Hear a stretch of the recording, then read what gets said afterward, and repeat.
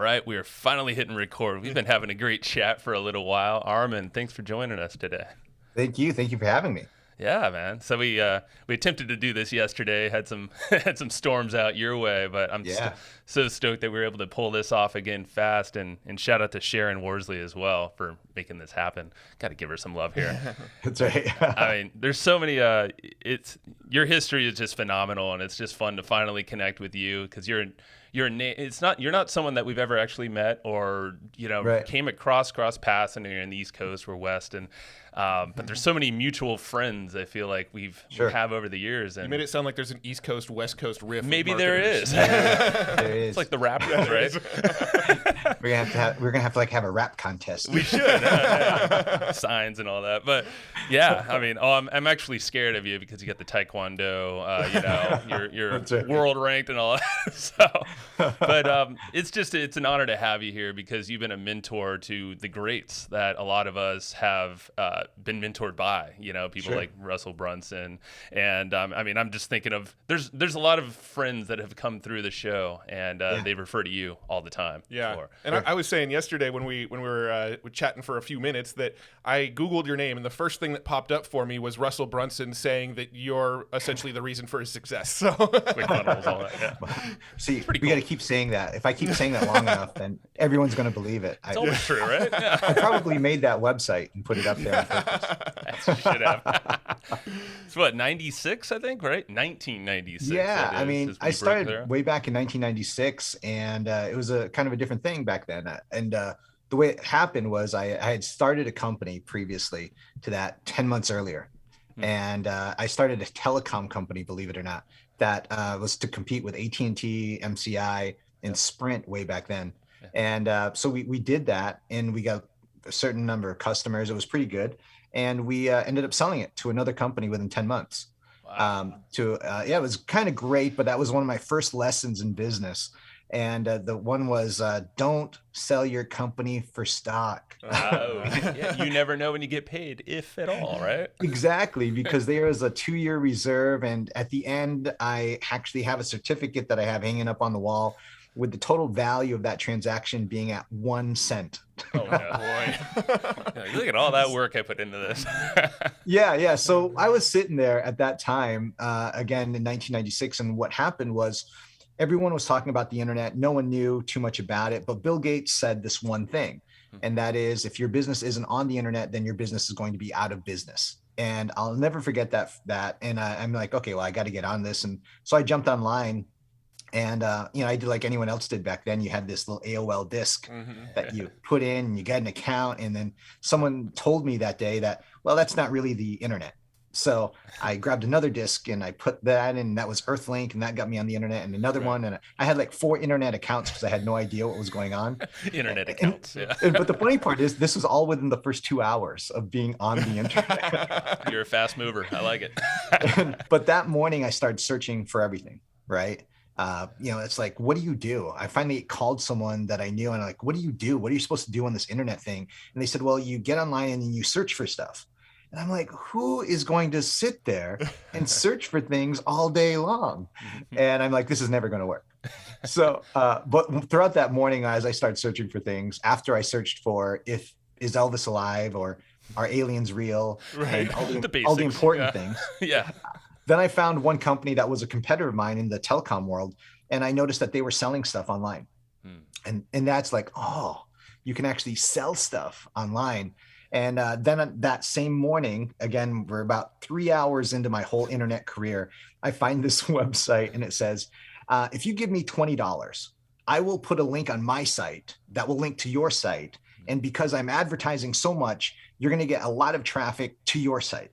And I thought, oh man, that's brilliant. And then I found this program on AOL that was called AOL Press, and it said it promised me within 3 to 4 hours I would have a website if I simply followed its instructions. And one of the things back then, especially back then, I was extremely naive. I grew up in a really, really small town, and I believed everything that everyone told me. So I'm like, oh, okay, these guys got to be right. So I followed the instructions, and sure enough, after 3 or 4 hours, I had a website. And my website address was something like members.aol.com/some name/some name/some name. Yeah, with a squiggly line in there somewhere. Yeah, there was a squiggly line, definitely. Yeah. And but when you got there, my website said, if you give me $20, I will put a link on my site to your site because I'm going to advertise this site. You should get a lot of traffic. And I just duped the other guy's site, right? Yeah.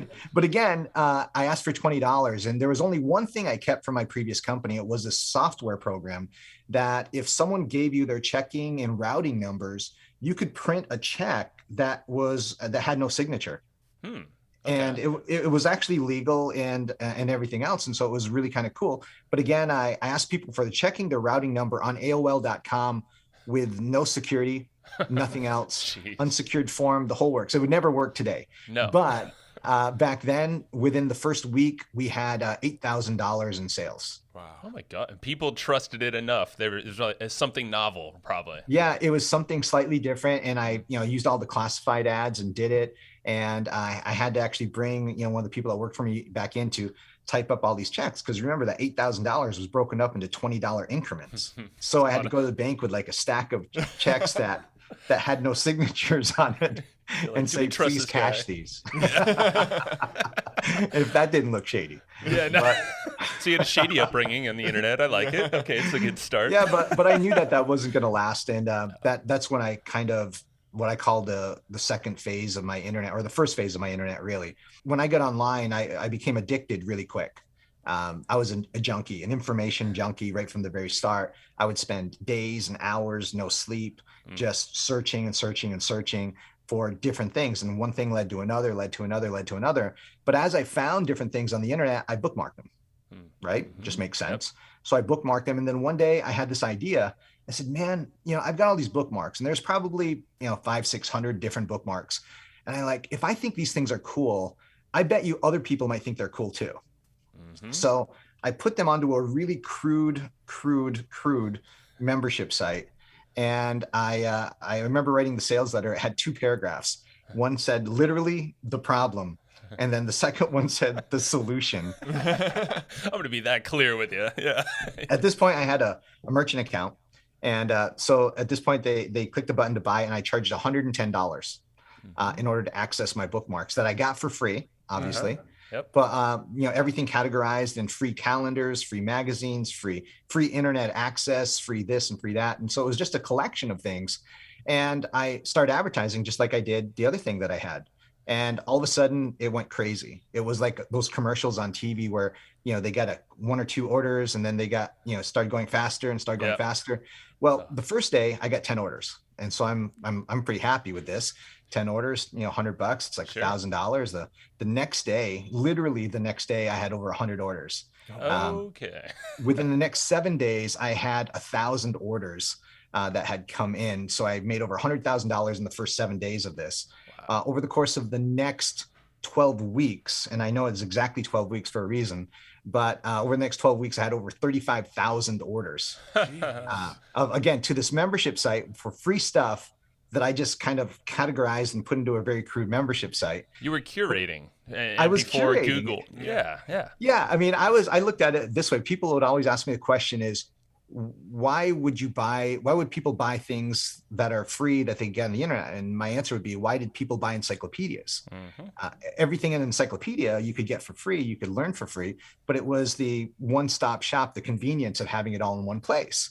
So, but at that 12th week, here's where it really came into play here, and where everything kind of ties together, is that I got a phone call from my merchant account company. And I had already called my merchant account company, told them that, hey, we're getting a lot of orders. Well, I just want to let you know that this is happening. So I did warn them ahead of time. But I get that last call and they said, Mr. Morin, I said, yes. They said, you processed a lot of money over the course of the last 12 weeks. And I was so proud. And I'm like, why, yes, I did. And they said, well, we have to shut you down. We don't believe this. Exactly. It's like, first of all, we think basically they said they thought I was a scam. So they sent a private investigator down to my office. So that was the first thing. Second thing is they told me was that they went into my bank account and took half the money out. Oh my gosh. Remember this. I just did something that the internet and the world had never really seen before. We were literally on track to do $155 million that year. And Wow. so half of that money, though, I had affiliates, half went to affiliates, and they went ahead and went in and they took the other half. And so I'm left with basically nothing at this point That's with right. a private investigator in front of me. That's fun. Yeah, so they sent this private investigator down to my office, and he looks around. He's like, "Where's your inventory?" I'm like, "There is none. It's digital. It's they get access to the site." And I had to explain that to him first, and Yeah. then when I explained to him after, he said, "Well, how much would it take to get me access to that?" And so he ended up buying it before he left. You're like, I'm not gonna give it to you for free. You just took all my Yeah, I'm money. like, I'm not giving it to you for you. They already shut me down. I mean, Yeah. I need your cash. Yeah. So, but that was the greatest thing. Oddly enough, at the time, it was horrible. They shut down my merchant account. And when they shut down your merchant account, you get on this blacklist. So you can't get another merchant account for a period of time. And so now I knew that you could sell stuff on the internet. I knew kind of how to do it in a very rough way. But now it's like, what do I do now? So I started researching and I found out I wanted to find out, how do you process credit cards without having to get a merchant account? Is there a way to do this? Now, this is before PayPal. This is before all these different companies, before ClickBank and many of these other companies that exist now. And so, but even back then, I found that there was about 70 to 80 companies that did this, that allowed you to use their merchant account. They charge you a much, much higher fee, of course, but you could use one of their merchant accounts, and then you could start selling again. Yeah. And so what I did was I put all this down into an ebook. Yep. And so when I was putting this, now ebooks at that time were a lot different than today. Right. Ebooks back then were like a compilation of HTML pages wrapped in a program. And you would open up this piece of software on your computer and you would kind of scan through it. And that's basically what an ebook was. So it wasn't like a simple PDF like today. In fact, back then you kind of looked down on a PDF, really. That's true. Yeah, it was like a throwaway kind of thing. That's not. Yeah, it's just like, it's PDF, get rid of it. Yeah. But this was like a piece of software, and everything else will look pretty slick.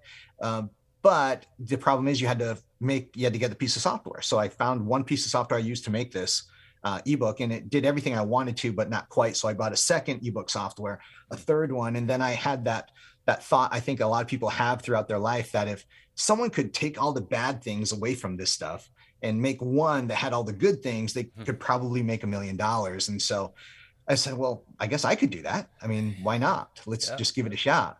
Because again, I'm naive and I believe that you could probably do this because I know nothing about programming, but let's make a piece of software. Well, I know your upbringing. In some research, I think that was your mom's doing, right? Like she kind of gave you a lot of that input of like, yeah, you could do this if you worked hard enough, and your dad had that kind of opportunity. My mom and dad didn't grow up with money. My mom was from the Philippines. My dad's from the US. And, she said, she basically told me, you can do anything as long as you want it bad enough.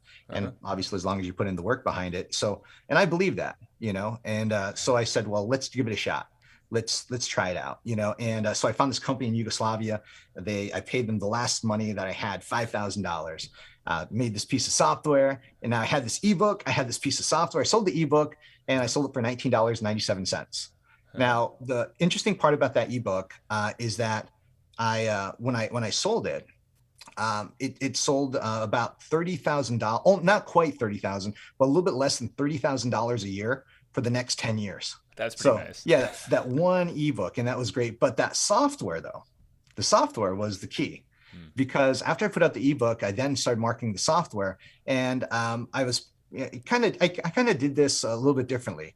I said, I don't have a list. That was the first thing I realized. I don't have a list of people. I need someone to market this software. So I did a search online of all these people with newsletters.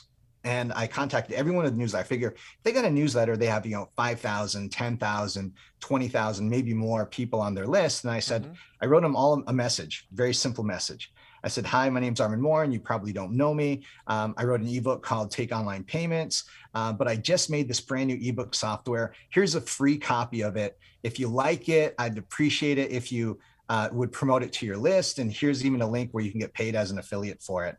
And I just sent it out, and I sent it out to 500 people. Wow. So and again, this is all manually done. Yeah. It wasn't like in bulk. There wasn't really a bulk way to do it back then. Didn't really have that. Yeah. Yeah. So we didn't have that option. So out of that 500 people, 178 of those actually signed up to be an affiliate and promoted that ebook. How did that go with affiliates? Because I know most affiliates don't do too well. Individually, they made some money, right? Mm-hmm. But collectively, I think within the first 2 to 3 weeks, we made about $50,000. Okay. That's what we netted out of that first 2-week period. But then those affiliates kept promoting these after the fact, and we started generating more and more affiliates. And then, people start asking me questions though. Customers ask me questions. They said, "Man, you've got this really cool graphic at the head of your website. How did you make that?" I'm like, "Well, I made it by hand.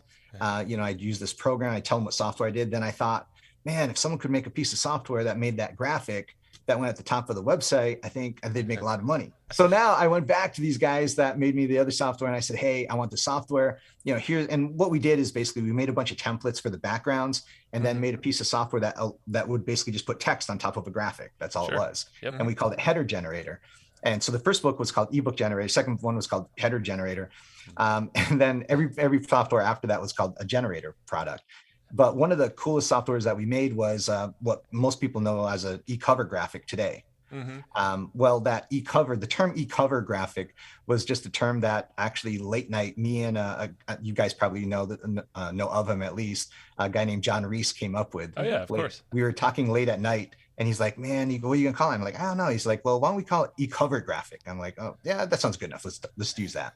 So we just made up the term e-cover in the middle of the night. And that's what we labeled it as. And that was the first e-cover software that ever was created. We probably use that, to be honest. Guaranteed. Well, this is so cool because e-cover design was my very first. So we started about 14 years ago? 2007. Oh yeah. Ish. Yeah, That's when we started dabbling and then finally moved into this. But e-cover design was like my thing at first. And I didn't do the software stuff, but it got me into this design and then ended up doing sales videos for big promos and, a lot of these launches, but e-cover specifically was like the thing that got my brain going too. So you remember you probably remember a guy named what was his name, Von Davidson, I think his name was. It sounds very familiar. Yeah. Yeah, Killer. I think he made killercovers.com or something like that. Yeah, I remember covers or e-covers. Yeah. And he made these. They were the amazing graphics. They were just the perspective on them was just perfect. Yeah.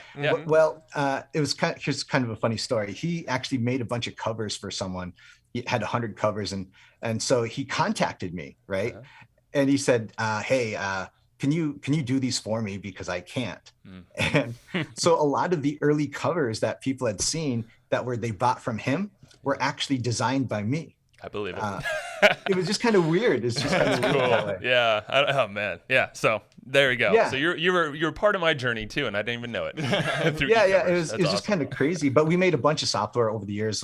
One of the most popular ones was we made one called Pop-Up Generator. That even if you still look today, I haven't looked in a while, but it was still like on 375,000 websites that people were still utilizing that to this very day because it's a pop-up. I mean, it's gonna work. Right? Yeah. So we made like all these different softwares, and then one of the ones that we created with I did a partnership with guy named Rick Raditz and Alex Mondosian, and we created a program called Audio Generator that allowed you to put audio on a website that you could pick up a phone, leave a message, and basically take that audio code and now put it on a website. And and that changed a lot of things for a lot of different people. So then from there, I get sick of software after a while, honestly. Do you? Because it seems like, well, you're not making it, but you're just coming up with the ideas and marketing. Yeah, I mean, I love software, but it was, when I started speaking, like back in 2002, I guess, 2001, 2002, I started speaking, and I started speaking on software development and it was very strategic. It was very strategic, and this is something definitely, anyone that's listening definitely needs to understand, is that I specifically chose that market because no one else spoke on it. And so I specifically said that if I speak on this topic, no one can compete with me on it, and therefore everyone's going to want me to speak at their events. Right. And that's exactly what happened. Nice. And it just kind of worked out. Yeah, I started speaking software. Here's how you do it. Here's how you make it. Here's how you outsource it. And here's how you develop it and all this other good stuff. And a lot of people, made software from it. Russell Brunson made one of his first softwares utilizing, what I taught as far as making software. And just a lot of other people. Ryan Dice had utilized and made some software in the early days, utilizing the techniques that I had taught and stuff like that. So it was just really kind of interesting, but I got kind of sick and tired of talking about software. So I gradually, every time someone asked me about it, I would switch the conversation into, well, let me tell you how I market the software. And let me tell you how I did it. Let me tell you how I wrote the copy. Let me tell you how I did this. And then I just gradually kind of migrated a little bit towards the teaching of marketing strategy rather than software development. I still do software development today. I still have plenty of big projects that I'm working on and things of that nature right now, as far as software goes, much more advanced levels now, but it's still software. And I really, really enjoy it. But now a lot of my time is spent teaching people what I learned or figured out how to market the software or market their programs, market their courses in just different ways. Or a lot of it is, me helping people, now speak from the stage. Yeah, and something I saw is like your greatest, the thing that's brought you the most success is sharing what you've learned or how you do things with others. And, that led to, I'm assuming, you ran what, Big Seminar it was called back in the day. And that seemed like that was like the big, and I think this was before we actually came around, but that seemed like maybe it was like the traffic and conversion of the time. It was. I mean, at that first big seminar, it was just kind of interesting. It was, my very first big seminar I did was in 2000, I think it was 2001 or 2002. And, but the first guy that was in there at the time was, and then we'd known each other, but first time we met each other was right there. And it was in Texas, in Dallas. And it was Frank Kern. So I walked in, and me and Frank was the first time we talked. And then the second person that came in was John Reese. And then at that event was Alex Mondosian, Joe Vitale was there, classic. There's just so many people that were just there at the very first event. And then that kind of grew from there. And then, I had different people speak that I, got to know better. Good friend of mine now, his name's Jim Edwards. And Jim Edwards turned me down to speak at that event. He said, this is what he said. And he said, hey, no one's ever going to buy a course, a high price course from a stage like that. I mean, people just aren't going to do it. And he always kicks himself now looking back at it. Times have changed. Yeah. Well, what was it? Marketinguniversity.com is also another thing. And that's the longest running online coaching program for internet marketing. Right. Originally, it was called AM2 way back in the day. I started it back in 2002. And it was with Alex Mondosian. So it was AM2 is because Armand Morin, Alex Mondosian squared. I gotta tell him that we just had Alex on the show pretty recently, and he's such a cool that's guy. Funny. Yeah. So I'll bring him up. Yeah. So Alex was one of the actually, I hired Alex in the beginning to write some copy for me because I was starting a hosting company way back when, and that's how we met each other. I contacted someone who said, call this guy. And then I connected with Alex, and we just started talking, and we got to be good friends. And we, had several different companies together, including, again, back then AM2. And then eventually, Alex wanted to go one way, I wanted to go another. I said, okay, well, let me buy you out. And so what happened is I said, well, let's change this up. Let's change this a little bit. And I always had this name, Marketing University. And I'm like, how am I going to use this? And it's like one of those domains you just buy and hold on to. And hopefully someday I'm like, yeah, let's just change everything over to it. And so I did a complete rebranding, and we had Marketing University. But everything that we do now is through this one type of program called Marketing University, and where we teach everything that I learn on a day-to-day basis. So if I learn something brand new, I teach it inside of there. So it's this big, massive library of all these trainings and courses, and also it's a chance where people can come to my house and things of that nature as well too. That's cool. Right. Now, I'm really curious, before Facebook ads, before Google ads, before YouTube, before all the stuff that we have today to drive traffic, what were you doing? I mean, I know you did affiliate marketing eventually, but before you even got into the affiliate marketing stuff, how were you growing this curation platform and these things that you were doing? Because 1996 internet, when I think back then, to me that was like CompuServe and bulletin boards, and it was, and that was about it. Like video didn't even exist yet, really. Yeah, you're absolutely right. It was the bulletin boards. It was the various places. AOL had several different bulletin boards. In fact, you guys have heard of like the Warriors Warrior Forum. Oh yeah. Warrior Forum. Well, the Warrior Forum wasn't actually the Warrior Forum way back when. It was actually a place for spammers could get together and buy spamming software to spam the message boards inside of AOL. Had no clue. Wow. That was the very first. In fact, my original ID was actually 92. that was the I like 90 that. Oh, wow. second. Yeah, yeah. I was the Oh, shit. 92nd person. Wow. But yeah, back then we would post to forums, message boards, any kind of classified ad sites that you would have. And then if you were smart enough, you would have an affiliate program in order to get this. And you would invest a lot into your affiliate program to get other people to help you promote, because that was money that you just didn't have to spend. Mm-hmm. And, and I think a lot of people kind of gotten away from that now. They don't push it enough where they make it into something. I think some people do. With ClickFunnels, I mean, they do a pretty good job as far as promoting. They got a lot of people promoting that through it. Mm-hmm. But typically, in most of the time back then, it was like 25 to 30% of our total sales was all through affiliates. Wow. Okay. So it was a pretty good chunk of it, and then the rest of it obviously was us. And but also it was a matter of diving in and making sure that the people knew all of your different products. Where I know a lot of people talk about a marketing funnel as an example. I never believed in the concept of a funnel, and I still really don't believe in the concept of a funnel where because people think that you have to start with something maybe low cost, free, and then it goes into a higher price, a higher price, a higher price, and a higher price. Well, that doesn't make sense, because you're putting conditions on, you have to go through this part to this, to this, to this, to this. Well, what if I want to just market a $2,000 item? Does that mean I've got to go through 6 steps before I get there? So I always looked at it like a pipeline, and meaning that as people come through, consider like a pipe with like holes in the top of it. Sure. So as people come through, you can just drop an offer in front of them, no matter what it is. And it doesn't matter if it's a $37 or $27 offer, a free offer, or a $2,000 or $3,000 offer. It just didn't matter, because you already pre-qualified them because they purchased something from you already. Okay, so they're in the pipeline, but they already purchased a piece of your software, or maybe in your coaching program or something. Could be anything. Whatever. But the idea is that they purchased something from you already. They had some interaction. So now what you're doing is you're making sure that every one of those people, because here's the problem, even today's day and age. Let's say I had product A, and I got a bunch of people to buy product A from me. Okay. Yeah. So I got product A, and then all of a sudden I promote product B, and I get a bunch of people to buy product B. And now the idea should be to get people from product A to see product B, which is easy. But the problem is that people that purchase product B from a different source, they don't know about product A. So what happens is, now that's okay for like 1 or 2 products, but what if you have 10 or 15 different products? How many people didn't hear about all of your different products that you had?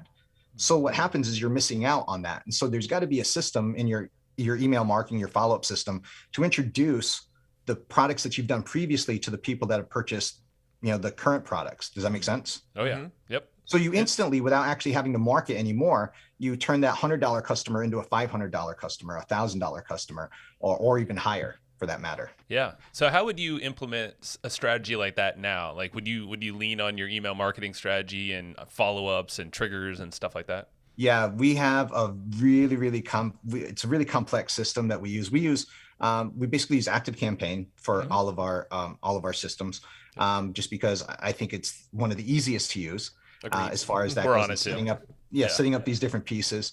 But in this particular case, we have to figure out, so this person's here, bought this particular product, and then we kind of hand design the marketing method in order to reach those people, going backwards.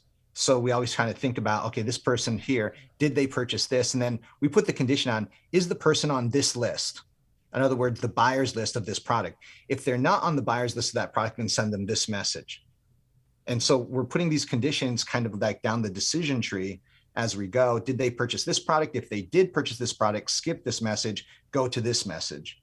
And then, so we're putting all these conditions in on every person that actually comes into our system as to what the follow-up system is going to be as they go through.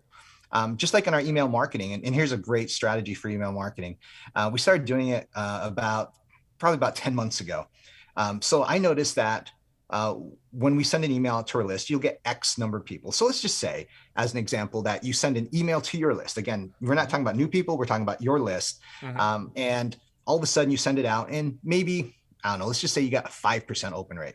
Sure. So it's okay, right? So most people, again, will just send another message and then another message and another message. And yeah, you'll get a few more people to open it up, and maybe you'll get up to 10% or so. And we're talking like broadcast emails in this just sense. A broadcast email, right? Well, what we did is, instead of just repeating that process and just kind of hammering them, what we did is we started sending out messages. And first message, we use what's called the May system. The May system is called morning, afternoon, evening.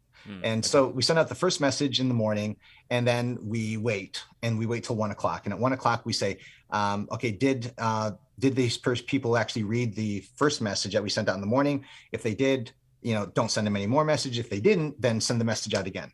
And then we wait till the end of the day, and it happens. And we just automate this whole thing. So then we carry it throughout the rest of the day. And then if they didn't, again, pick up by the end of the day, then we start the next day. But at this particular case, on the next day, we go back and we start thinking, okay, did they open up the first message before we send the second message? So if they didn't open up the first message, we think about the angle that we used on day one. And then we try a different angle on day two to try to get them to open again. And we go through that 3 times. And then we're trying to get them from stage 1 to stage 2. Stage 2 is basically, if they opened this already, then we start the second part of the sequence. Okay. And then we changed where we're focusing, they opened it, but the question now is, did they click on the link? So before you were focused on the subject line, of course, optimizing the angle there to get the open first. Well, we already know those people. If they went to stage 2, we know they opened it. So we don't need to focus on the subject line. We just need to focus on the body. Got it. Yep. So this focuses our attention now on the body, and we can say, okay, how can we get them to click this? Do we need to put a button? Do we need to put a link? How can we emphasize to click on that link more in order to get them to that next phase? And then stage 3. So stage 1 is, did they open? Stage 2 is, did they click? And we will keep them in stage 2 until they click. And then if they move on to stage 3, which is they went to our website, now it's focusing on the actual message in the actual body of the sales letter itself. Did we sell it the right way? Did we have a different angle? And so stage 3, we start changing up why they should buy and the reasons why they should buy this versus something else. And then we'll continue that through until we can get them to click the buy button on the sales letter. And then we start going through the next phase. Did they click the buy button, but did they buy? I think that puts like a nice little framework around like, how often should I mail in a day, right? That's a common question, is should I mail once a day or more? But it's if somebody doesn't pay attention to the first emails, then they're not really paying attention. Why are you worried about mailing them more? Well, here's the thing is that if it's like, well, aren't you spamming your list? That's what someone asked me. I'm like, well, no, because they didn't see the first one to begin with. Right. So to them, this is the only message that I've sent them that day. That's right. And also, let's be honest, they opted in, so it's not spam. You're okay. Yeah. You're doing right by them anyway, so it's all good. If they unsubscribe, and first of all, if they unsubscribe and you notice, then your email list isn't big enough. Very good point. Yeah, that's true. They're leaving. It's probably not a bad thing, Exactly. Folks hanging around. So I want to shift away a little bit and talk about webinars, because I know you have a system that's working really, really well for webinars right now. So I'm curious if you can break that down for us. Yeah. So obviously everyone's probably attended a boatload of webinars over the years, and they're pretty much the same for the most part. You opt in, you go to the webinar, and probably the only difference today is that there's variations. And what I mean is there's the traditional webinar, which is just a PowerPoint, and that still works to this very day. Then you have kind of like a hybrid, meaning that you have the PowerPoint and, with like a Zoom where you have the little image, to the right of it or to the left of it, and you have the little tiny image of the person. But then you have the third phase. And the third phase, I think, is the more important phase, where I think webinars have come to maturity, where you're literally switching like you would a movie, where here's your PowerPoint, here's me live, here's the PowerPoint, here's me live. And you're just kind of taking over that whole screen type of idea. And whether it be showing the PowerPoint or whether it be showing you or showing something on your screen, either way, but it's more of a movie type of idea, more of like a documentary, if you will. But that's one part. So I think that's the one thing that's changed, and we do more video like this than anything else. And oddly enough, a lot of my webinars actually aren't even utilizing PowerPoint now. What I use is Google Docs, and I just outline what I'm teaching them for their notes. And so I'm just talking and having a conversation with them, just like I'm having with you guys right now, except what we're doing is we're outlining what it is and then combining that with actually demonstrating to them online what I'm actually referencing so they can actually see it a little bit better. So that works really well, but you have to be pretty good at knowing what you're talking about. Right. But the biggest change that we did was an experiment that I did a few months ago that was a total game changer. And that's this. So typically a person does a webinar, and let's say they do a webinar on Wednesday. So now if I want to do a webinar next Wednesday, I have to build my opt-in page, of course, and then wait till next Wednesday in order to see if my webinar is going to work or not. We changed it. What we did is we said, okay, here's our opt-in page. I said, hi, my name's Armand Morin. I'm doing this webinar next week, blah, blah, blah. You should be on it, and go ahead, fill in your name and email address. And then what happens is they opt in, of course, right? Mm-hmm. Well, on the next page after they opt in, I have another video, and the video says, hi, my name's Armand Morin. Thank you so much for registering for the webinar next Wednesday. You're going to get an email with all the details. But while you're here, I have something special that I want to share with you right now. And you probably already guessed that at the end of the presentation next Wednesday, I'm going to make an offer. And, it's no big secret. I don't try to hide it at all. But let me just tell you what that offer is right now. And so what I do is I make the offer, and then I give them a 25% discount if they buy right now, as opposed to waiting till next Wednesday. Oh, I love that. And how much different is the sales pitch on that video versus what you do on the webinar? It's a very much shortened version. So this pitch is about a 15-minute version, where on the webinar, it might be slightly longer, 20, 25 minutes maybe. But this is just it's like straightforward. Here's the pitch. And there's always a percentage of people ready to buy right then and there that just have this nagging feeling. They're like, I don't want to wait a week for this. Like, he's right here. Yeah. Exactly. Now, what happens, though, is instead of having to wait to actually make money via your webinar, you could actually start making money via the first visitor that visits and opts in. That's right. So that's kind of a good part. So you start getting paid early. But what happened was when we first did this, 70% of all of our sales that we made on that webinar were actually made on the pre-sale. Oh, wow. Now think about this for 1 second. I mentioned earlier, a friend of mine, Jim Edwards, I explained this strategy to him a few weeks back, and he got it immediately. Mm-hmm. And here's the whole point. So if typically, let's just use an easy number. Let's say you had 1,000 people that went to your website to look at your offer. Let's say we'll give everyone the benefit of the doubt. 30% of them opt in to watch your webinar, right? But again, of the 30% that opt in to watch your webinar, only 30% of those are actually going to show up, right? Those are pretty standard numbers across the board in most cases. Mm-hmm. This strategy, we actually get them at the moment they opt in. So we've already had 3 times the amount of people seeing the offer than we would in a normal webinar case, because we'd have to wait till next Wednesday in order for that to happen. You see what I mean? Oh yeah. So you're getting them right up front. You're getting the 30% of people all seeing that page. And plus they're on your email follow-ups, which I'm assuming you're probably reminding them. Exactly. Good. So we tell them, now again, we tell them that, hey, if you still want more details, I'm going to explain this whole offer again on Wednesday. And I'm going to go over the strategy that I promised you that I was going to go over on Wednesday. So I still want you to watch the webinar. And so now that webinar now is our second chance to actually get them to buy. And if they show up at the webinar at that point, the likelihood of them buying is very, very high. But then after that, we do an 8-day follow-up right after. And the 8-day follow-up for us goes like this: is immediately after the day after the webinar, we send them a message and we say, hey, did you miss it? Here's the replay link. Easy enough. Yeah. All right. The second day, we send another message saying, hey, did you miss the email that we sent yesterday? Here it is again, and go and watch the replay. Day 3, we don't send them anything. Day 4, we send them an informational piece about something particular about that strategy. Something like, did you know this? Like, did you know? Yeah. And so day 4 would be like an informational piece, and of course, go watch the replay. But day 5 is where everything kind of ties in, and this is where it makes everything work. Day 5, we say 72 hours left. And 72 hours left, and go watch the replay. Next day, 48 hours left. Next day, 24 hours left. Last day, this ends at midnight. And then we send another email that same day saying last chance. Typically, the majority of our sales will actually come in that last 24-hour period after the fact. And in many cases, whatever we got prior to that point, we will double. That's the minimum that we'll do. So if we get 100 sales by that point, we're going to double our sales in that next 24-hour period. But in many cases, we'll multiply it much higher. I typically average between 4 to 5 times what I got originally before that point.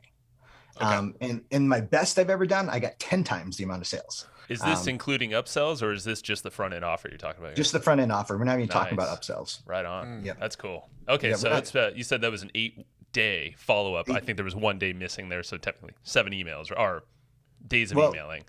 Actually it's 8 days, because you had day 1 where we send them, day 2, did you see it? Day 3, we did nothing. Day 4, did you know? Day 5 was 72 hours, and then 48 hours, and then 24 hours. And then the last day was the 8th day. We sent 2 emails on that last 8th day. Gotcha. That's it. Yeah. Is there a day of the week that you find best? I know you used Wednesday as that example for the webinar. Yeah, I just threw that out. But webinars, webinars I would typically do on Tuesdays or Thursdays. That's my preference. Okay. Now, are you a fan of doing the webinars live, or are the webinars automated? Yeah, I prefer an automated webinar, because you can just set it up and feed the beast.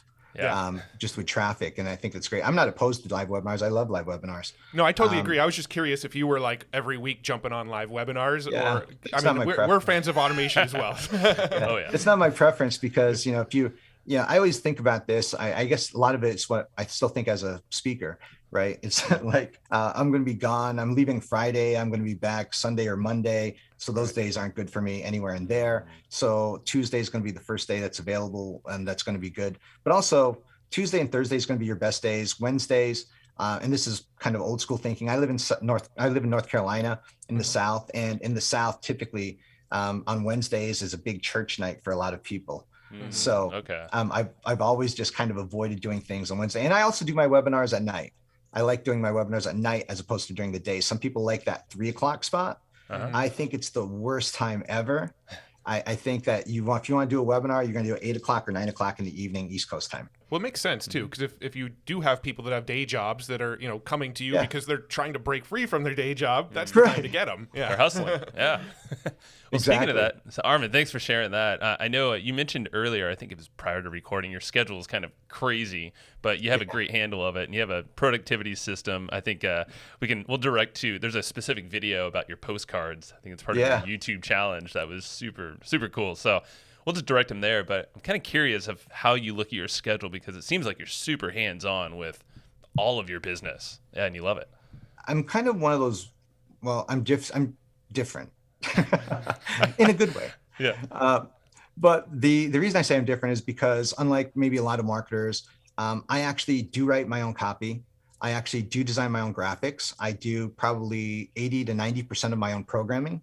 I design my own websites. I do everything, right, regarding that. So my team that I have is primarily meant for support, to support me. And so, and the reason I do these things is a lot of times, am I the best one to do it? I think most of the time I am, because I can do it faster than other people can. And so that's one of the things I always think about. Can I do this faster than other people? And can I get it done? Or is it going to take me longer to explain it to somebody than it is for me to actually do it? Sure. So there's that aspect of it as well too. But there's a lot of other things that are just maintenance things that I have other people on my team actually do that doesn't really involve me. But my schedule is different than most people, because I don't adhere to a normal schedule. For me, my day starts typically, let's just take today. This morning I woke up at 6:30, and I went to, Taekwondo practice, right? I go to Taekwondo practice at 7:15. I typically there about an hour and a half roughly. Then I come home, eat, depends. Then I immediately go upstairs and I start. The morning is my day from say 9 o'clock to about 11:30. That's my time to kind of decompress and kind of get a handle on my day. Meaning I'm going to check my news at that time. I'm going to check, the things that I just, need to check on a daily basis that I enjoy. Yeah. So I'm going to do those things, and then I'm going to start working on some of the projects that I might be working on myself from the day before that aren't finished yet. So then at 11:30, this is where we handle our customer service. And the way we do our customer service is a little bit different. I have a lot of coaching clients. So, and I allow most of my coaching clients, especially my high-end clients, to send me an unlimited number of emails. They can ask me any question they want. They can ask as many questions they want every single day. And I have a lot of coaching clients. So how do I handle all that? It's very simple. Every day at 11:30, they send all their emails in prior. And then during our call with my team, they read them. They send me a list of them, and I read them back the answers. And I just kind of dictate the answers back to them as to what to say, and then they send them out. So that takes us about, usually 30 to 45 minutes or so. So then after that, I can now start my day for the most part. That's when I kind of consider it started. And so after that, at 12:30, maybe 1 o'clock, I'll just continue working my things. Most of my calls are around 3 o'clock to 4 o'clock. If it's a training call or if it's a coaching call or something of that nature, it's going to be around there. So between 12:30 and that time, I'm going to do my, work on my projects. If I'm working or programming or designing a new website or researching something, a lot of it is research, finding out, sometimes it's me figuring out how to do something. Sure. And so that's part of my research, or it's figuring out, okay, price points or or something new maybe that we're figuring out, or just building something during that time frame. Yeah. So then at 4 o'clock, I typically will do let's just say my coaching will be at 4 o'clock most of the times, either call-ins with in group calls that we'll do, or what we'll do is I'll do live trainings. Typically 1 to 2 times a week, I'll do a live training for my team, and everything I do is always recorded. So it all goes into my members area. So that makes it easy for me to have this massive archive of all the different things I've said over the years. Wow. But then, at that particular point, I have at 5 o'clock. So 5 to 6 is where I kind of relax a little bit. Usually I eat dinner about 6:30. After dinner, let's say roughly 7:30, then I'll kind of hang out with my family a little bit. They go to bed early, fortunately. So they go to bed at, let's say, around 9:30. Then I start shift number 2. Here's the crazy part. And this is the shift number 2 is where I get all my stuff done. Oh. So the day is like just, whatever I do during the day, it's like I get done. That's fine. I'm okay with that. Yeah. But starting about 9:30, 10 o'clock is when I actually get all my things done. So around that time, I get to work. No one's bothering me, of course. No one's talking to me. And then I'll typically work till 3, 4 o'clock in the morning. So a lot of times I might have only, maybe 2-3 hours sleep at night. But, during before dinner, I might take a nap, or sometimes in the afternoon, if I'm tired, I'll lie down for like 30 minutes, just take a power nap. Yeah. And so I'm not one to think that I have to have like my 8 hours all in one shot. Mm-hmm. Uh-huh. I just figured that I have a very simple philosophy, is that you sleep when you're tired and you wake up when you're not.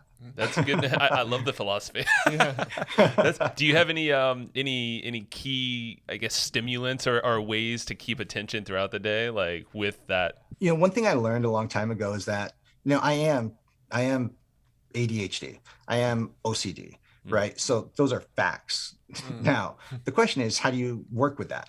Yeah. And how do you know what that looks like? And how do you progress knowing that your brain is going super fast and your attention span may span out? Well, I know that my attention span will span for about 45 minutes to maybe an hour, roughly, depending on the subject. But then it's not that I'm tired. I'm not physically tired. I'm not mentally tired. I'm just tired of that one subject. So then what I do is I start on the next piece. And so you mentioned my card system that I have.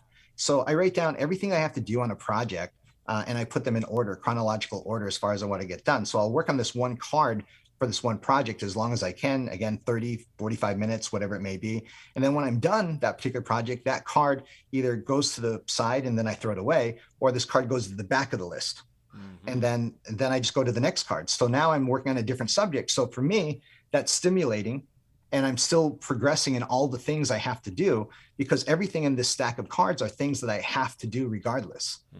So I'm just focusing my energies in different ways. And then when I'm done with that, I put that to the back, and then I come back to the front again. It just kind of keeps on rotating around, if you will. Oh, that's really smart. I like that a lot. Yeah, and I believe what you said, everything's in priority order. So for each card, you can't go to step 2 unless that first part's done. Yeah. So it keeps you totally focused. But yeah, I love the whole switching thing, because yeah, it's easy to have that seep throughout your day, and if you're just not feeling it for whatever reason, Yeah. it's gonna affect your work, and yourself. Yeah. And then when you switch it up, it causes your brain really to reset. Mm-hmm. You might be blown out and you might be frustrated even on that one subject, but then when you switch it up to thinking about another angle. So for example, if this is cards about programming and I'm stuck on this one particular issue that I just can't get my head around, then I push that to the back, and maybe this one is to make a logo for something. Sure. Which causes a different part of your brain to work, where it's more creative, and now you can kind of let go of that other part, and you're kind of resting that portion of your brain, and then you're allowing yourself to move forward. So you're just kind of, I think, maximizing your time and doing it that way. And then at some points, you need to get up and walk away, and you need to go outside or do whatever you need to do, jump in the pool or something like that. Oh man, that's have fun. that option. Yeah, maybe slip a card in there sometime. Like pool time. All right, got it.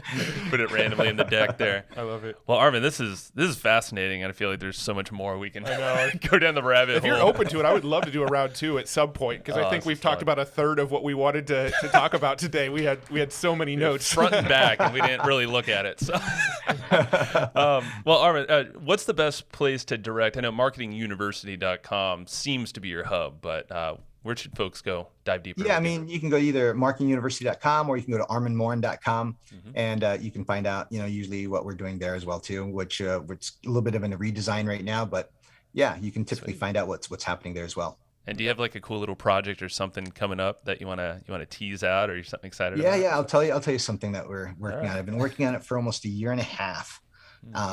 And we're just about ready to release it fairly soon. And it's a brand new, different kind of webinar software. All right, then. It's the easiest to use webinar software ever. I've taken all the features that any webinar software could possibly do. We put it into one, but one of the things that we're focusing on is not just the idea of selling on webinars. We're looking at it more like a communication platform, where you can do the traditional, let's call it marketing webinar stuff that many people do. But then you're going to have that second piece also, where you have that multiple person kind of like Zoom aspect as well too, where you can choose to do a webinar, you can choose to do Zoom, or you can choose to do a hybrid type of model. That's a kind of a little bit of either one. And then it will do live webinars. It will do pre-recorded webinars. It will do hybrid webinars, where you can do part of it live and part of it pre-recorded. So there's just so many different features that we've put into this, but it's taken us a year to really put it all together. And hopefully in the next, I don't know, and hopefully 30 days to maybe 60 days, we'll finally get it out there. Ooh, right on. Very cool. Cool. We'll keep a look at ourselves too, because we're always trying to stay up with the new and noteworthy things that are relevant, man. So, and one last shout out, you've got a book called Success Leaves Traces too. I do. So I want to make sure we shout that out. You can find that on Amazon. Is there a better place to get it than Amazon, or is Amazon the best? No, Amazon's probably the best place to get it. And what that book is really about is, it was a conversation late one night with actually John Reese. And John and I used to talk a lot late at night, because we were the only people up in the middle of the night. So we talked to each other, and he said, man, you got to write down how you think, right? Because you think a little bit differently. And so I took what goes through my head in a couple seconds when I'm looking at an idea or a project, and I broke it down into steps and how I reverse engineer anything for that matter, whether it be, for example, when I first learned how to program, I put myself into a situation where I promised a class that I would have a membership site WordPress theme in the next 48 hours for them. Wow. The problem is I didn't know how to program.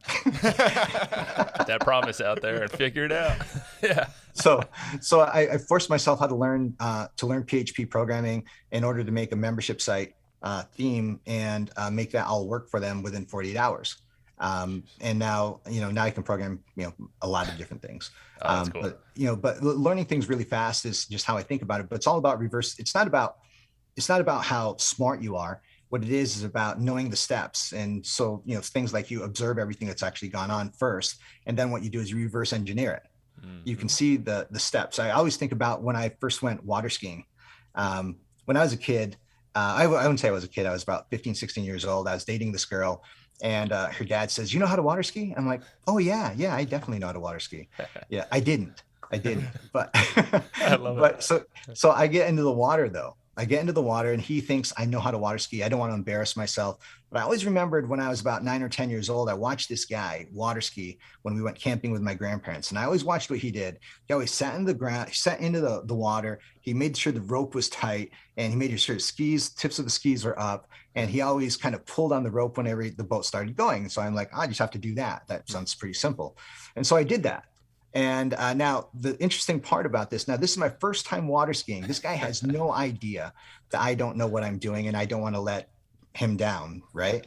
So he thinks I'm a pro. He thinks I know exactly what I'm doing. I've done this hundreds of times. You sold so yourself. He takes me out close to this power dam, right? Oh. Now, I don't know if you've ever been by a power dam, but in a power dam, they shoot water straight down out of the dam. And then what happens is it causes these massive giant whirlpools on the other side. Yep. So he takes me water skiing through that place between the massive water shooting down and these giant whirlpools. So if I fall, I'm going into the giant whirlpool over here where who knows what happens. You're turning into energy. Power I'm lighting up New York City at that point. But the point is I luckily I stayed up. That was the good part. But it was the point of I observed everything that was going on and then executed it in a certain order, a chronological order, in order to get it done. And what this book, Success Leaves Traces, does is that anything that you want to do, you can reverse engineer it. You can see what people have done. You can then take the steps. And if you do it in the right order, in the right steps, you can replicate their results without ever having to know exactly how to do it, the actual ability to do it. And and I lived my whole life. We talked about Taekwondo as an example.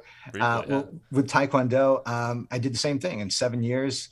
I trained. I did all the different things. I went and I studied, YouTube videos. I studied again and again and again to see exactly how they do it. The problem is that when if you're 12 years old taking Taekwondo, your body is very flexible.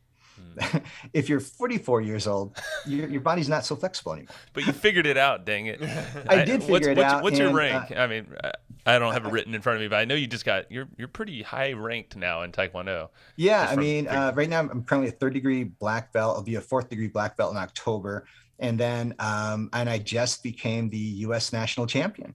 Jeez. So Congrats, for my age group, rad. just to clarify, for my age group, 46 and up, heavyweight. But there's also something funny that they don't tell you. You ever notice it's like marketing. It's like the brochure says one thing and then the reality is another. Of course. Well, what they didn't tell me was that Taekwondo matches, they go by rank. And so you're fighting against someone of equal rank. And you're fighting against someone of equal weight, except, weight can vary according to height. Yeah. Now I'm only 5'7". The average person that I fight is typically 6'5" to 6'5" to 6'9". Typically, it doesn't seem fair at all. It's not fair. It's not fair. I mean, when you see the pictures, it's like this drastic difference. It's like this little tiny kid fighting this giant, and it's just crazy. But you know what? There's a method and strategy in order to beat someone that big. Of course. That just makes what you've accomplished so much more impressive too. So yeah, that's awesome. It's it's fun. It's fun. We have a great time. Well, I mean, I did find a video of you. I don't think it was Taekwondo, but it was some other form. But you were doing some moves, and it was just random on YouTube. I was like, there he is doing it. So yeah, you do what you preach, man. It's really cool, and it's cool to see you doing it at a high level for so long too. It's impressive, man, and you're doing it differently than most in business too. So yeah, I look at it this way. Is that I always consider myself into 3 different categories, right? I always say it's the businessman, the warrior, and the artist. So the business is easy. The warrior, obviously, that's a Taekwondo aspect. It gets my aggression out, things of that nature. And then the last part we didn't really talk about was the artist. And back in, I forget the years exactly now, 2006, maybe 2006. I put out a country music album, and we were the 7th best-selling CD in the world. Oh, what? Yeah, 7th best-selling CD in the world. We beat out Bruce Springsteen. We beat out Rascal Flatts, Toby Keith, Tim McGraw, all these country music artists. But yeah, and on Amazon, we held the number one spot on Amazon for 4 straight days. So we beat out. I mean, and not just country music, but in all music. So I'm just like, you got to tell me how you did that. I mean, this is probably Yeah, a longer so story at this point. remember the whole idea success leaves traces, Of course, right? yeah. So the first thing is the way we did the album is the same guy that took my picture is the same guy that took Garth Brooks' picture, that took all these famous people's picture, and I looked them up inside of all these CD covers, and I called him up. I said, well, if you took their pictures, could you take my picture? And he said yes. So I hired him to do that. The graphic guy was the same guy that does all the top country music albums in Nashville, so I hired him. Where we published it was the same way. I produced it in Nashville, the whole works. So that was a good thing. We had decent music. We had great music as far as that goes. Yeah. But then what we did is when it came to launch, I know it's numbers. Okay, it's all about numbers, and it's when you launch, it's how you launch, and everything else. Yeah. So the idea of getting inside a Billboard, it depends on what week it is. But if you launch at a certain time, you're going to have a better chance of actually doing it. So I calculated the launch, and the first time I did it, I sold 6,000 CDs in 10 minutes. And the way I did it was at a seminar of mine. You mentioned the big seminar. Right. Well, I came out and I said, hey, everyone's got alter egos. Superman had Clark Kent, Spider-Man has Peter Parker, yep. And all these different things. And then I said, and Armand Morin has Michael Lee Austin. And so that was the name, Michael Lee Austin, that I used. Look it up. yeah, look it up. It's funny. And so Armand Morin has Michael Lee Austin. Then I said, here's the deal. I'm doing a secret seminar. And if you want to come to my secret seminar, you need to buy 100 CDs. Brilliant. So I sold 6,000 CDs in like 10 minutes. But the problem is that the record, I owned the record company. So what happened was they didn't allow us to count all those records because Billboard. They called them bulk sales. And so I didn't think it was fair, but they didn't let us do it. So I waited a few months later, and I waited till I believe it was in April. May when we did it again. So what I did is like, okay, I'm going to do this right. And what we're going to do is I called up all my friends. I messaged them. I sent them a simple message. Hey, I've got this country music CD. I'm ready to promote it. If you could send an email, I'd greatly appreciate it. And I sent it to most marketers that you guys would probably know today. Mm-hmm. And I said, hey, there's nothing in it for you, but if you could, that'd be great. So they sent it out. And within 3 or 4 days, actually, we were the #1 bestselling CD on Amazon. We held that for 4 days. Then that week, we were the #7 bestselling CD in the world, according to Billboard magazine. Wow. We hit number 36 on the country music chart with that CD. And so it was just really kind of cool. And then everyone in Nashville wanted to know how I did it. Yeah. They did. They're like, we got to hire him for every launch. Yeah. So I got to meet a lot of great people in doing that. And so it was just really fun. And that's your artist, a part of you coming out and following your success leaves traces, mindset, and how freaking powerful you can apply it everywhere. But even that name, we went through a process as well too. That name, Michael Lee Austin. Mm-hmm. I did the research first to see the #1 man's name for the last 50 years, and it came to be Michael at the time. Uh-huh. So then we went through all these names that were Southern in nature, and we noticed that all of them had a second name to it. And so we used the word Lee, but also we went a little bit deeper on this one. So we started looking at different names throughout history, obviously General Lee and, things like the Dukes of Hazzard, the car, the General Lee. So we combined that together. And then the last piece, by using Austin, everyone thinks, of course, Austin, Texas. Yeah. Right. So music. And when you put it all together, and also then we matched it up with the total number of syllables with all of the in the last 50 years of country music artists. 5. Yeah. And so we use that 5-syllable type of scenario. And then we also went further on the title of the CD cover is because we launched in that time, April, it would have been the beginning of May. So it would have been, I had a black hat on at that time. And the reason is because what most people don't know, but only people that live in the South or people that work on farms know, is that you wear a black hat from Labor Day to Memorial Day. Details. And so that black hat, and then if you launch other times, then you need a white hat as well too. Had no clue, but you did. But it's like all these tiny pieces, that just kind of go together when you put them all together. And it was just like this fun psychological scenario Yeah, it makes you look like a pro. I mean, you're coming out strong, and you have all the details met. You have a perfect name, even though you haven't been known before in the space. Under that alter ego name, but it doesn't matter. You have the posse around you to support you too. Yeah, and it sounds like it. It sounds like when you hear the name, it's like, oh, I think I heard of that guy before. You get the nod from a couple. I'll listen to him. Yeah, I think I know him. So I'm assuming you were the singer, or were you like the backup singer or something? No, I did. I actually sang. Yeah, you did. Yeah, right on. Actually, yeah, if you look it up like on Amazon, you'll see it's like me and I have a goatee at the time, and a cowboy hat. So that's so cool. So all right. Cool. Oh, we'll probably link to that in the show notes so people can check that out who's listening to. Part of me wants to can we get the rights to play a little bit here? That's right. It's kind of funny because I was doing some streaming and people say, well, why don't you use your own music? I'm like, well, the problem is that because it is through ASCAP and BMI with all the songs, Yahoo, YouTube and even Facebook would catch it. Oh yeah. And then I would actually have to go through this, scenario to prove that it's mine. Not worth it. Yeah, it's not worth it. Yeah, that is crazy, huh? The powers that be now, all these platforms. But I know. Armand, you're a surprise around every corner, man. This is what you said. Yeah, there's so much. Of course, appreciate you, man. So, let's shout some of these links out one last time. Go for it. So we got Marketing University, and we've got Success Leaves Traces. ArmandMorin.com. ArmandMorin.com. Everybody needs to go check those places out. YouTube is great too. You have a lot of great content there, short clips, long clips. So check you out on YouTube. I'm assuming just your name. I think it is. Yeah, just Armand Morin. You'll find a boatload. Pretty easy to go. Cool. Sweet, man. Well, I appreciate you so much. This is fun. This is amazing. Sounds good. It was great to be with you guys. All righty. We'll chat soon, man. That was a good one.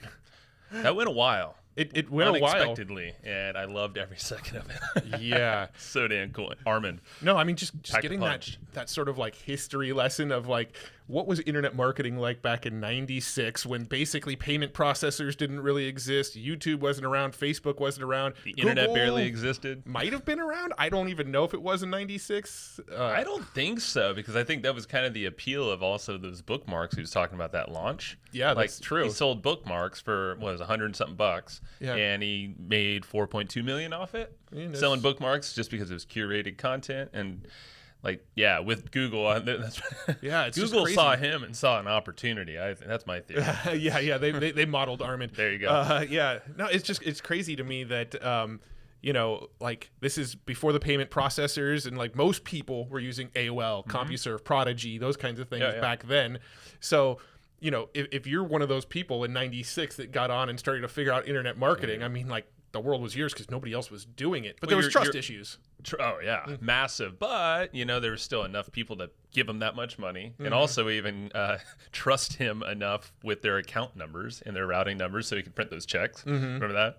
I mean, like, there's definitely a group of people, it seemed like, at the time that was totally fine with paying them with their money or gambling, maybe. Dude, I can't even imagine walking into a bank with a stack of checks that don't have signatures on them and asking them to cash them. Like, you would think no bank would cash those. But different days. Yeah, or, just the fact of having an agent come to your place or an investigator and be like, where's your inventory? Yeah.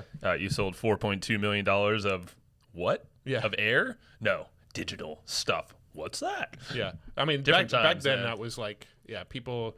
We're still magic. On the internet. I mean, Michael Lee Austin is Lee Austin. He's a smart dude. We didn't. Yeah, we're not going to play any of the tracks. He told us why, because the powers that be will get us. Yeah, not him.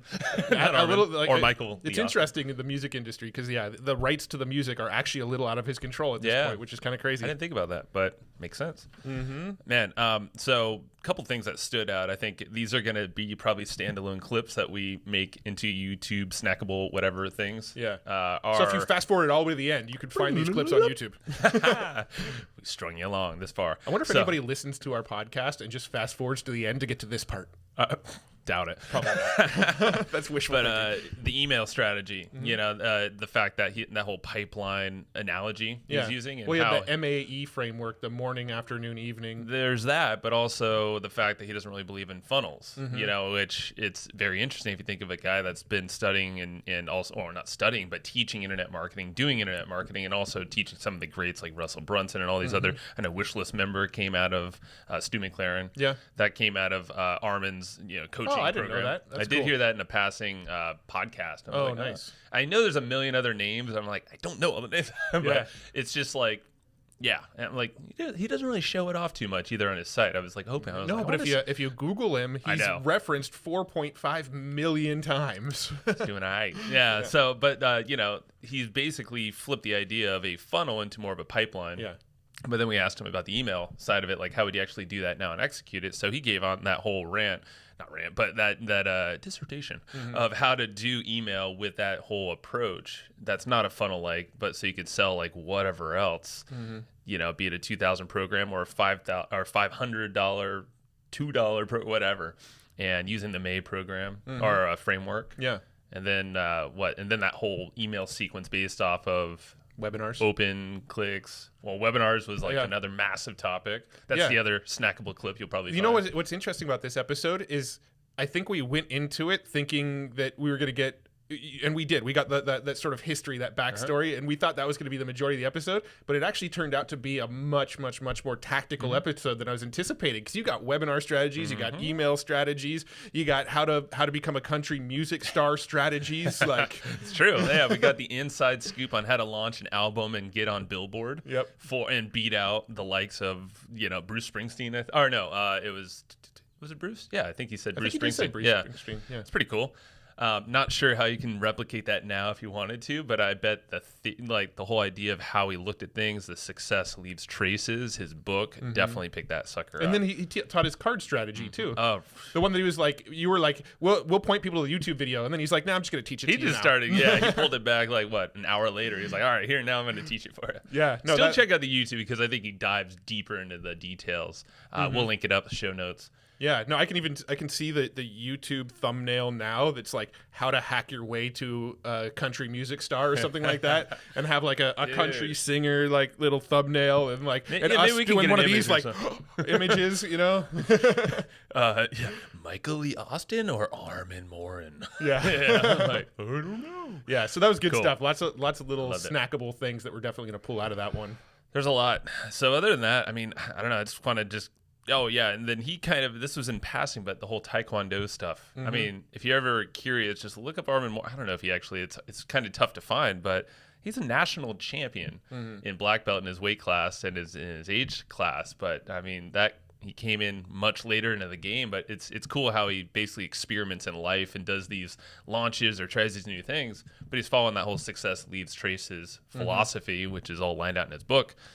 Viewing other people, watching how they do things, and reverse engineering things, and you can achieve some cool stuff. Yeah, very cool. So check out his Success Leaves Traces book, marketinguniversity.com, armandmorin.com. Those are all the cool referenced sites that you should go check out to dive deeper into what Armand's up to. You're dang right. And I know we talked about webinars. We did talk about webinars. We actually talked about a webinar tool he's about to develop. But, we are sponsored by Easy Webinar. So, it's available to you right now. And it will do all of the things he said about webinars. Armand's listening to you. Oh, no. He heard you. But it's not competition yet. It's not. And but we'll let them duke it out. But the fact that if you want to implement a lot of what Armand just told you about how he's running these this reinvented model, like I wouldn't call it a hybrid, but it's this switching model thing. I'm sure you could pull that off in Easy Webinar because you have full flexibility with that platform, and you can also integrate with things like Active Campaign, and then execute the whole follow-up system that Armand was saying, or do your own thing. It does it all for you. It's super simple. Dashboards, landing pages, all that fun stuff. All that stuff. And they're hooking you up. EasyWebinar.com/hustle. Why would you go there? Well, because if you go to EasyWebinar.com, you can still buy Easy Webinar. Sure. But it's going to be more expensive than if you went to EasyWebinar.com/hustle because, you know what? I heard that Casey loves people who listen to Hustle and Flowchart. I heard the same. And so, and if you listen to Hustle and Flowchart, so you get a discount. So, EasyWebinar.com/hustle. Fatty discount. Go over there. And what else we got, Matt?